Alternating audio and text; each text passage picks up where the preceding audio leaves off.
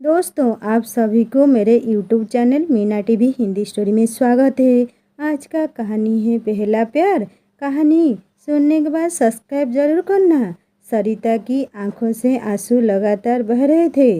आंसुओं से पूरा तकिया भीग गया था। मुंह से रह रह कर हिलकियाँ निकल रही थी। पूरे बदन में कंपन भी हो रही थी। मुंह से कोई बोल नहीं फूट रहा था। उसके हाथ बार बार अपने चेहरे पर जाते थे, जैसे वह अपने चेहरे को अपने हाथों से ढकने का प्रयास कर रही थी। वो बहुत कष्ट में लग रही थी सरिता। किसी को कुछ समझ में नहीं आ रहा था कि माजरा क्या है। ऐसा कौन सा दुख है या बात है जो सरिता को मन ही मन कचट रही है। वह अपना यह दुख किसी से क्यों नहीं रही है? आखिर उसका कष्ट क्या है? सरिता की बहू रमा उसके पैरों की ओर बैठी थी। उसने अपनी सास की भरपूर सेवा की थी और अब भी लगातार कर रही है। आज के ज़माने में ऐसी बहुएं मिलती ही कहाँ है। सरिता खुद को बहुत सौभाग्यशाली समझती थी कि उसे रमा जैसी बहू मिली। सरिता की बेटी निशा उसका सिर लगातार सहलाए जा रही थी और उसे सांत्वना दे रही थी। मामा, आप चिंता मत करो, आप बिल्कुल ठीक हो जाओगी। पापा है ना, वो सब संभालेंगे। वो दुनिया के सबसे अच्छे पापा ही मामा। उनके रहते आपको कुछ नहीं होगा मामा।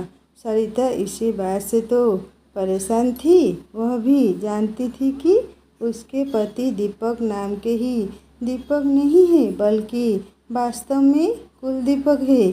कोई आदमी दीपक जैसा भी हो सकता है, यह सरिता ने केवल कहानियों में ही पढ़ा था। लेकिन जैसे जैसे वह दीपक को जानती गई, उसका प्रेम उसकी भक्ति में बदलता चला गया। वह अपनी जिंदगी के उन क्रूर क्षणों को कैसे भूल सकती है जब नियति के क्रूर हाथों ने उसका पहला प्यार, पहले पति गिरीश को शादी के महज 5 साल बाद ही छीन लिया था। कितना प्यार करते थे गिरीश उसे। उसे यह याद नहीं है कि कभी गिरीश ने उसका दिल दुखाया हो, न कभी शिकायत का मौका दिया और न कभी कोई शिकायत ही की। भगवान उस पर इतना मेहरबान होगा, उसने कभी सोचा नहीं था। वह अपनी छोटी सी जिंदगी में कितनी खुश थी। तब निशा 2 साल की थी। लगता है कि उसकी खुद की नज़र लग गई थी उसकी ज़िंदगी को, उसके परिवार को। तभी तो एक दिन वह खबर आई जिसकी कल्पना मात्र से ही वह सिहर उठी थी। गिरीश मोटरसाइकिल से अपने ऑफिस जा रहे थे और पीछे से एक ट्रॉली ने उन्हें कुचल दिया था। उस दुर्दिन को वह कैसे भूल सकती है भला। उस एक घटना से उसकी हंसती खेलती जिंदगी तबाह हो गई थी और उसकी गोद आंसुओं से भर गई थी। वह निशा को अपनी बाहों में भरकर न जाने कब तक रोती रही। बेचारी 2 साल की छोटी सी बच्ची समझ ही नहीं पाई कि उसकी मामा रो क्यों रही है। मामा को रोते देखकर वह भी जोर जोर से रोने लगती है। साल भर बाद उसके ससुराल वाले और पीहर वाले दोनों ही परिवार के लोग उस पर दूसरी शादी का दबाव बनाने लगे थे। मगर सरिता गिरीश की यादों की छाँव में ही अपना शेष जीवन गुजारना चाहती थी। उसके मन मंदिर का देवता गिरीश था, जिसकी वह दिलो जान से पूजा करती थी। उसमें अब किसी और की प्रतिमा की स्थापना नहीं हो सकती थी। वह यह बात भली भांति जानती थी और उसने इस बात को दोनों घर वालों को बता भी दिया था। मगर निशा के भविष्य का वास्ता देकर और जमाने की निष्ठुरता का हवाला देकर उसे शादी के लिए बाध्य किया जा रहा था। तभी दीपक के घर वालों की ओर से शादी का प्रस्ताव आया था। दीपक सिविल इंजीनियर था और सार्वजनिक निर्माण विभाग में जीएन था। हंसमुख स्वभाव का लड़का था। उसकी शादी रेखा से हुई थी। एक बेटा लोकेश था जो 3 साल का हो गया था। दीपक की पत्नी रेखा का शादी से पहले एक लड़के से चक्कर चल रहा था। लड़का थोड़ा उचका टाइप का था। रेखा जिद पर अड़ी रही कि वह उसी लड़के से शादी करेगी, मगर घरवाले उस बदमाश प्रभुति के लड़के से शादी करके उसकी ज़िंदगी बर्बाद होते नहीं देखना चाहते थे। दीपक उनका जाना पहचाना था और उसकी शालीनता और उसके मधुर व्यवहार के कारण वह पूरे परिवार को पसंद था, मगर रेखा को नहीं। रेखा को शरीफ आदमी पसंद नहीं थे। उच्छृंखल उद्धड़ शैतान टाइप के आदमी पसंद थे उसको। रेखा के घरवालों ने उसकी शादी दीपक से कर दी। शादी के बाद भी रेखा अपने प्रेमी से मिलती रही। खुद रेखा को पता नहीं था कि लोकेश दीपक का है या उसके प्रेमी का। वह तो सपनों की दुनिया में ही रहना चाहती थी और अपने जीवन में फिल्मी स्टाइल का रोमांस चाहती थी। दीपक एक कुलीन लड़का था जो अपनी हदों को जानता था। अपनी ओर से दीपक ने रेखा को सर्वश्रेष्ठ देने का प्रयास किया था, मगर जिन्हें नाले में लौट लगाने में आनंद आता हो, उन्हें गंगा जी में डुबकी लगाने में कैसे आनंद आएगा। एक दिन मालूम चला कि रेखा अपने 3 साल के बच्चे लोकेश को छोड़कर अपने प्रेमी के साथ भाग गई थी। घर में रखे सब गहने और नगद कैश भी ले गई थी अपने साथ। दीपक के लिए यह आघात मौत से भी भयंकर था। वह समझ ही नहीं पाया कि उसके प्यार में कहाँ कमी रह गई थी। उससे यह भी याद नहीं आया कि कभी उन दोनों की लड़ाई हुई हो। यद्यपि 1-2 बार रेखा ने कहा भी था कि तुम मुझसे लड़ते क्यों नहीं हो।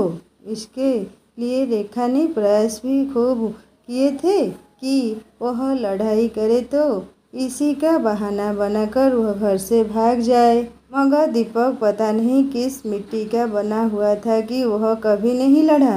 यहाँ तक कि जब रेखा ने उसके मम्मी पापा से अलग होने की बात जानबूझकर की, तब भी वह चुपचाप अलग हो गया था, मम्मी पापा की इच्छा के विपरीत।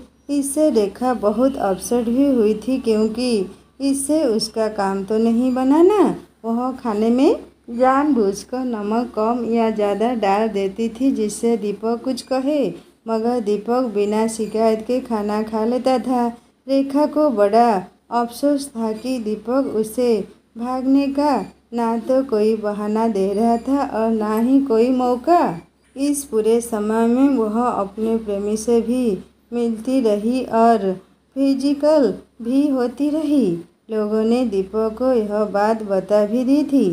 खुद रेखा ने किसी को कहते हुए सुन भी लिया था, मगर दीपक ने न कोई रिएक्शन दिया और न ही उससे कुछ कहा था। उस दिन वह कितनी निराश हुई थी। अब इससे ज़्यादा गंदी बात तो और कुछ हो भी नहीं सकती थी, मगर दीपक फिर भी खामोश बना रहा था।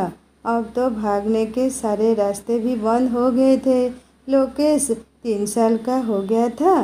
दीपक की इच्छा थी कि एक बेटी पैदा हो जाए तो परिवार पूरा हो जाए, मगर रेखा उसकी बात कैसे मान लेती। उसे चिढ़ाने के लिए वह अभी इसे टालना चाहती थी। हालांकि दीपक ने कोई जोर जबरदस्ती कभी की ही नहीं थी, मगर रेखा को यह बहाना जरूर मिल गया था भागने का, और वह एक दिन भाग निकली।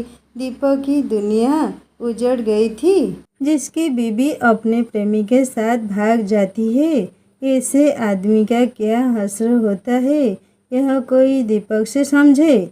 ऐसा आदमी एक जिंदा लाश बनकर रह जाता है। लोग उसे जगह जगह से कचरते हैं, उसकी खाल उगल लेते हैं। जख्मों पर नमक छिड़कने का कोई मौका नहीं छोड़ते हैं। दीपक भी एक जिंदा लाश की तरह जी रहा था अपने बेटे लोकेश के साथ। जब दीपक के पास सरिता का प्रस्ताव आया था, तो उसने अपने बेटे लोकेश के भविष्य को ध्यान में रखकर सरिता से मिलने का मन बनाया। किसी परिचित के घर दोनों की मुलाकात करवाई गई। सरिता को वह प्रथम मुलाकात अच्छी तरह याद है, जब दीपक ने कहा था, सरिता जी, मैं यह विवाह अपने लिए नहीं कर रहा हूँ, बल्कि अपने बेटे के लिए कर रहा हूँ। मुझे एक पत्नी की नहीं, मेरे बेटे के लिए एक माँ की ज़रूरत है। मेरी पत्नी मुझे छोड़कर जा चुकी है। इससे आप अंदाज़ा लगा सकती हैं कि मैं एक अच्छा पति साबित नहीं हुआ हूँ। आप इस बिंदु पर अच्छी तरह सोच समझकर ही अपनी राय प्रकट करना। मेरे घरवाले मेरी तारीफों के फूल बांधेंगे, जो उनका कर्तव्य भी है। सभी के घरवाले ऐसा करते हैं, इसमें गलत कुछ भी नहीं है, मगर आप उस जाल में मत फंस जाना। सोचने के लिए पूरा वक्त लेना। हाँ, 2 बातों का मैं विश्वास अवश्य दिला सकता हूँ आपको। यदि आप मुझ पर विश्वास कर सकती हैं तो एक बात तो यह कि मैं अपने पति होने का कभी हक नहीं जताऊंगा, और दूसरी बात यह कि मैं लोकेश और निशा में कभी भेदभाव नहीं करूंगा। दोनों की परवरिश में कोई अंतर नहीं होगा और फैसला आपको लेना है। सरिता जो अपने मन मंदिर में गिरीश की मूर्ति को लिए घूम रही थी, दीपक की बातों से इतनी प्रभावित हो गई कि उसने उसी दिन ही हाँ कह दी थी। उसने दीपक की आंखों में सच्चाई, भोलापन, मासूमियत, ईमानदारी देख ली थी। उसे लगा कि निशा को अब एक पिता की छत्र छाया मिल जाएगी, और सबसे बड़ी बात कि दीपक पति होने का कभी हक भी नहीं जताएगा। यह बात उसके मन को छू गई थी। दोनों की शादी हो गई। दोनों बच्चों को अब मम्मी पापा मिल गए थे। सरिता शुरू में सहमी सी रहती थी और संकोच भी करती थी, लेकिन दीपक के निर्मल व्यवहार ने उसकी सारी शंकाएं निर्मूल कर दी थी। धीरे धीरे सरिता के मन में दीपक के लिए प्यार उमड़ने लगा था। वह अपने दोनों बच्चों पर भरपूर ममता लुटा रही थी। दोनों बच्चे उसी के साथ होते थे। दोनों की शादी को 5 साल हो गए थे। एक दिन दीपक अपने कमरे में सोने के लिए गया तो वहाँ पर बिस्तर लगा नहीं देखकर उसका माथा ठनका। भूल गई होगी, यह सोचकर वह खुद ही बिस्तर लगाने लगा। सरिता पीछे ही खड़ी हुई थी, लपक कर सामने आई और उसके हाथ से बिस्तर छीनकर बोली, आज से आप यहाँ नहीं सोएंगे, अब इस कमरे में लोकेश और निशा सोएंगे। देखते नहीं कितने बड़े हो गए हैं ये दोनों। लोकेश 8 साल के और निशा 7 साल की हो गई है। अब वे दोनों अलग सो सकते हैं। अचानक दीपक को लगा कि यह बात उसके दिमाग में क्यों नहीं आई। सरिता कितना ध्यान रखती है लोकेश का, ऐसा कहीं से भी नहीं लगता है कि सरिता लोकेश की सौतेली माँ है। पहले तो वह भी शंकित था एक सौतेली माँ को घर में लाकर, मगर जिस तरह से सरिता ने लोकेश को अपने बेटे से भी बढ़कर प्यार दिया तो उसका सारा डर जाता रहा। जब वह भी निशा को अपनी बेटी की तरह ही प्यार करता था। दोनों बच्चे भाई बहन की तरह हिलमिल कर रहे थे। अरे हाँ, मैं तो भूल ही गया था। देखा कितना भुलक्कड़ हो गया हूँ आजकल। ठीक है, दोनों बच्चे इस कमरे में सो जाएंगे और मैं अपना बिस्तर बाहर बरामदे में लगा लेता हूँ। और वह अपना बिस्तर बाहर ले जाने लगा। सरिता उसके सामने इस तरह खड़ी हो गई कि वह चाहकर भी बाहर नहीं जा सकता था। दीपक की आंखों में सीधे झांकते हुए सरिता बोली, आपने हमें वचन दिया था कि आप कभी अपने पति होने का हक नहीं जताएंगे, मगर हमने तो आपसे कभी वादा नहीं किया कि हम कभी पत्नी होने का हक छोड़ेंगे। और सरिता एक अर्थपूर्ण मुस्कान के साथ दीपक के गले लग गई। उस दिन वे दोनों मुकम्मल पति पत्नी बने थे। दिन बीतते रहे और बच्चे बड़े होते रहे। श्राद्ध पक्ष में सरिता गिरीश का साथ रखती थी। दीपक ने ना तो कभी ऐतराज जताया और ना कभी गिरीश के लिए कुछ अपशब्द कहे, बल्कि जब जब भी उसे गिरीश के बारे में कहीं से कुछ सुनने को मिलता था तो वह उसकी प्रशंसा में चार चांद लगाकर ही बोलता था। सरिता के दिल में बैठी गिरीश की मूर्ति अब हिलने लगी थी। एक दिन वह आईने के सामने आई तो उसे महसूस हुआ कि उसके दिल में कोई दूसरी मूर्ति बैठी हुई है। उसने ध्यान से देखा तो पता चला कि यह तो दीपक की मूर्ति है। उसे अपने आप पर बड़ी ग्लानि हुई। जिस मूर्ति को वह इतने वर्षों से संभालती आई थी वह टूट गई थी। अब वहाँ पर स्वतः एक दूसरी मूर्ति विराजमान हो गई थी और उसे पता भी नहीं चला वह अपने पहले प्यार को कैसे भुला सकती थी। वह तो उसकी जान था, संबल था, विश्वास था।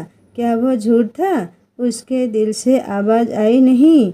वह प्यार सच्चा था, निश्चल था, सपने जैसा था। मगर दीपक का प्यार अलौकिक है। गिरीश का प्यार ढल झील की तरह था तो दीपक का प्यार हिंद महासागर की तरह है और इसमें कुछ भी अस्वाभाविक नहीं है। वह है ही ऐसा कि उससे हर किसी को प्यार हो जाए। देखा कितनी मूर्ख लड़की थी जो सूरज को छोड़कर एक जुगनू के पीछे पीछे भाग रही थी। मगर जो भी होता है अच्छे के लिए ही होता है।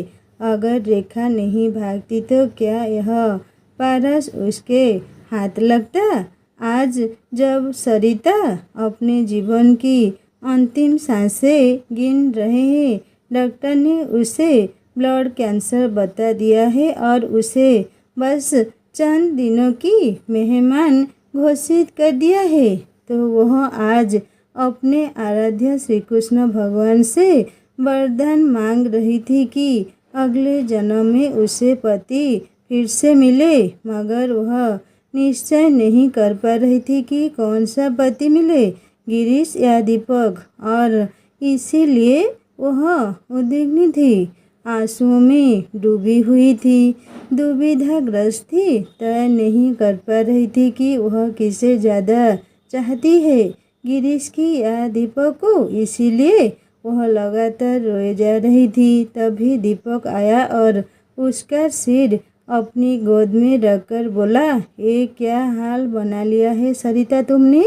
ऊपर से जब गिरीश जी तुम्हें इस हाल में देखेंगे तो क्या सोचेंगे? कहेंगे कि उनकी अमानत को मैंने संभाल कर नहीं रखा।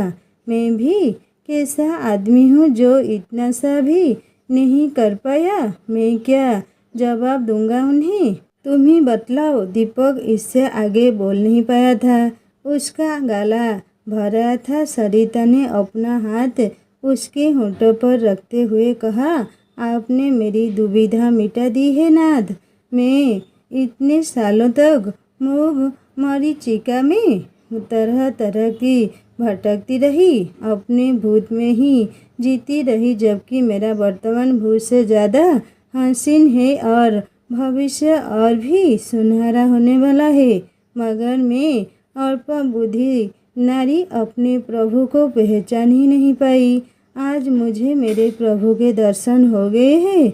अब मेरे मन में कोई दुविधा नहीं है। अब मैं चैन से मर सकती हूँ। बस एक बार मुझे अपने चरण स्पर्श करने का अवसर दे दो। मैं हाथ जोड़कर आपसे विनती करती हूँ कि मुझे अगले जन्म में भी अपनी पत्नी होने का सौभाग्य प्रदान कर दो स्वामी। यही मेरी अंतिम इच्छा है। और सरिता दीपक के चरणों की ओर झुकी, चरण स्पर्श किए और वहीं लुढ़क गई। दोस्तों, पति पत्नी का प्यार ऐसा ही होना चाहिए। कहानी कैसी लगी मुझे ज़रूर कमेंट करके बताएगा और अच्छी लगी तो सब्सक्राइब करके बेल आइकन दबा देना और एक नई कहानी जल्दी लेकर आऊँगा। नमस्ते।